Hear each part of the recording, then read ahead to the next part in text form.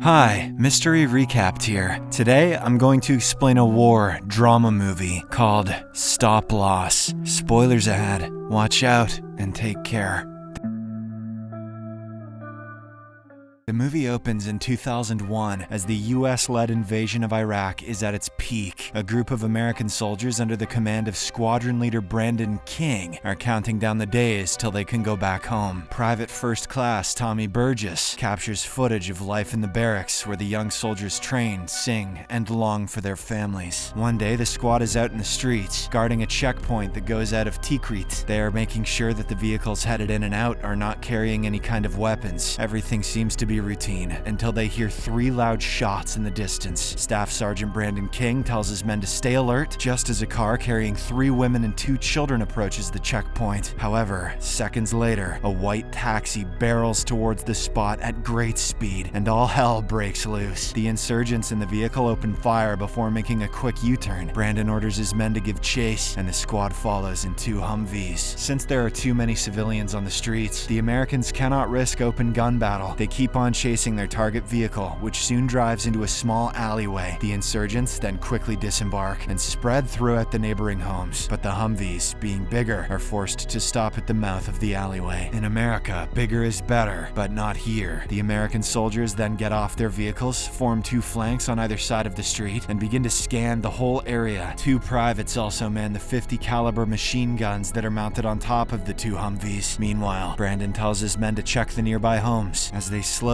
inch towards the spot where the white taxi is parked. They are now in the narrowest part of the alleyway, surrounded by tall residential buildings on both sides. At this critical moment, the insurgents, who were hiding on top of these buildings, open fire. This finally makes the Americans realize that the whole chase was just a trap to lure them here. They are now pinned down on the street level with Iraqi militants firing at them from 3 sides. Brandon tells his men that they are being ambushed and orders them to fall back. However, Sergeant Steve Shriver sees 2 enemy soldiers on the other side of the street and rushes to guard the spot. This is when things go from bad to worse, as an RPG hits one of the Humvees, obliterating the 2 soldiers inside. The Americans then try to mask their position by throwing smoke grenades and calling for backup. Seconds later, another RPG is fired towards an Iraqi vehicle parked nearby. Tommy is about to be hit, but a fellow soldier named Rico Rodriguez selflessly dives onto him. The latter takes the brunt of the explosion and sustains severe injuries. Moments later, squad member Paul "Preacher" Colson is shot right through the neck. He drops dead onto the lap of Tommy, who is still trying to gather his senses after the RPG explosion. That's the quickest a character has died after being introduced in mystery history. As the chaos unfolds, Brandon rushes into a nearby house to aid Steve, who has gone in all alone. He finds him injured and is forced to use 2 grenades as he goes in. Brandon does manage to save his comrade, but also discovers that his actions resulted in the deaths of several civilians. He grapples with the harsh realities of war as the ambush concludes with the loss of 3 soldiers. A few weeks later, the surviving members of the squad return to their hometown of Brazos, Texas. They are met with a warm welcome from the community, with people lining the streets to greet them. A huge carnival has been arranged in their honor, headed by the U.S. Senator Orton Worrell. The soldiers are decorated with bronze stars and purple hearts in a solemn ceremony. Despite the outpouring of support, Brandon finds himself overwhelmed by the crowd and is hesitant to deliver a speech. Steve recognizes his friend's apprehension and steps in to speak a few rousing sentences. After the ceremony, the senator pulls Brandon aside and has a one-to-one conversation. The senator says he's proud of what the soldiers have done for the country and offers help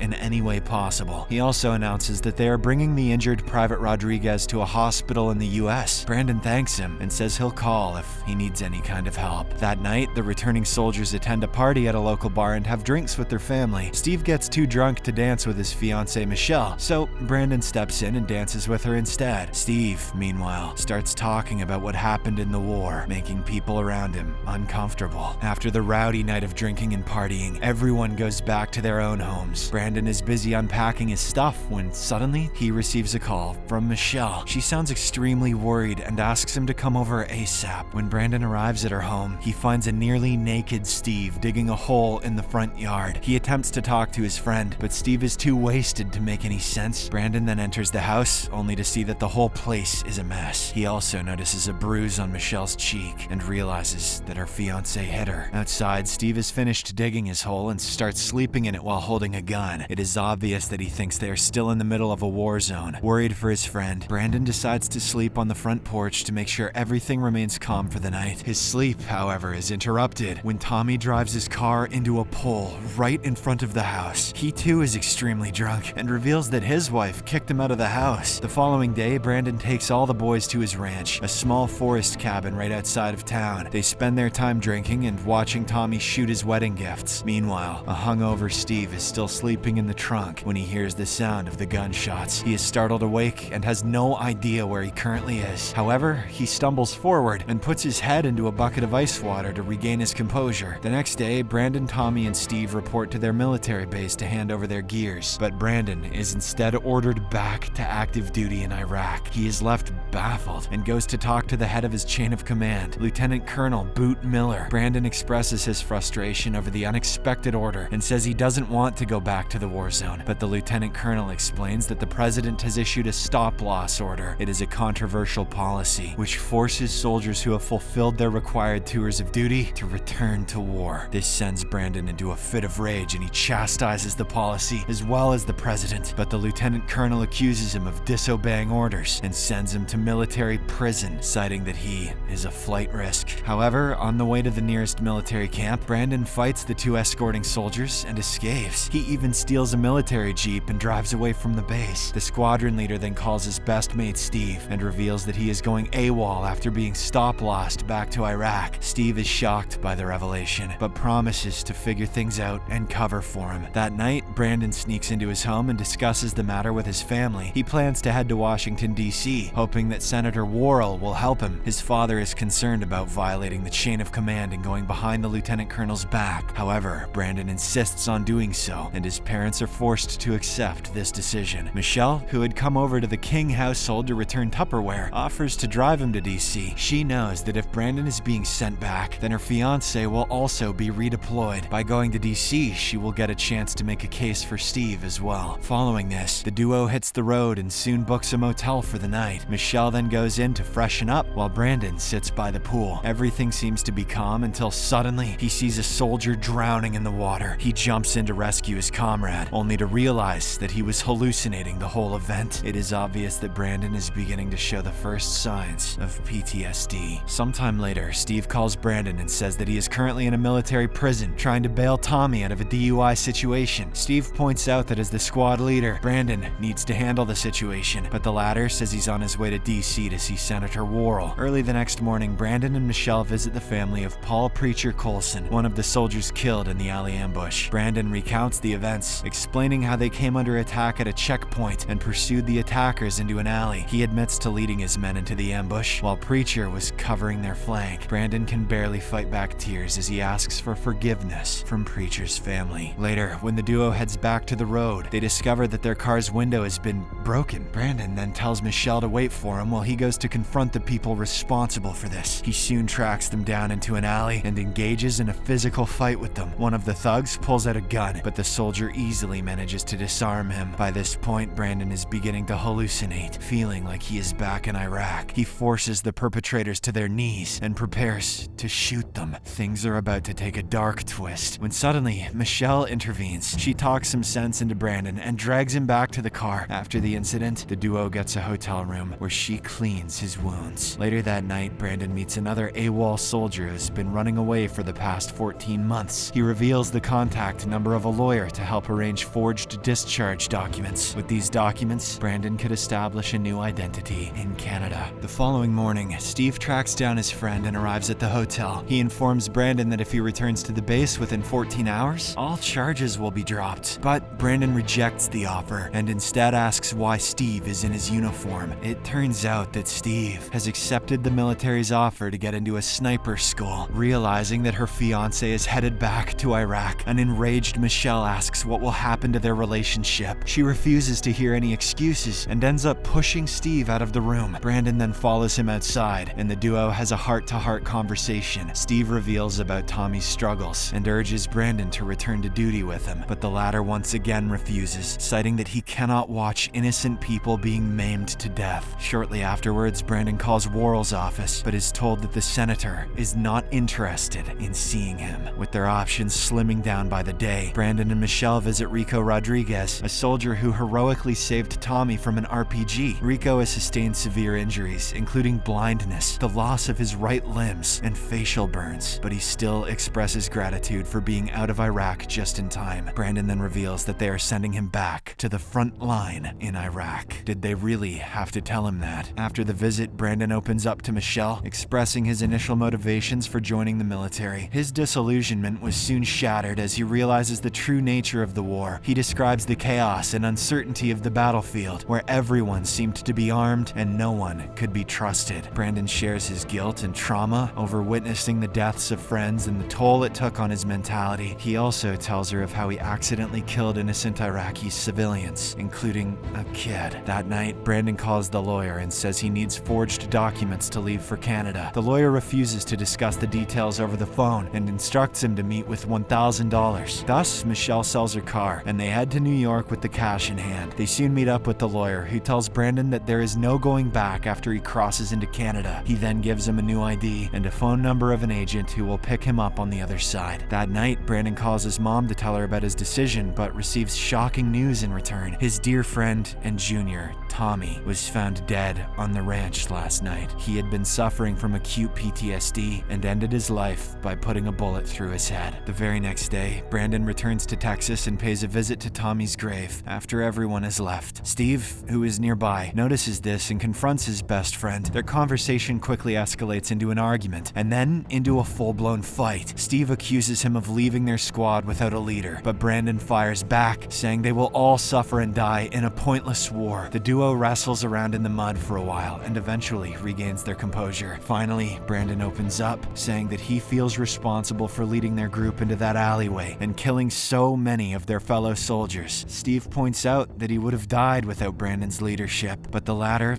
has had enough. He then leaves the graveyard, leaving his best friend to cry in frustration. Following this, Brandon visits his house to meet his parents and bid them farewell. He packs his bag, after which his mother and Michelle drive him to the Canadian border. Once there, Brandon takes a moment for himself and realizes that he is about to leave behind everything he has ever known. He also knows that even if he crosses the border, the ghosts of the war will never leave him. There is no escape, only a choice between two torturous paths. Eventually, Brandon changes his mind and decides to stay back in the United States. As the movie comes to an end, we are shown a busload of new and old recruits heading to the military base in Texas. Brandon, Steve, and Lieutenant Colonel Boot are also on the bus, going for yet another tour of Iraq. Subscribe for more videos like this, turn on notifications, and leave a like to help the channel out. Thank you for watching.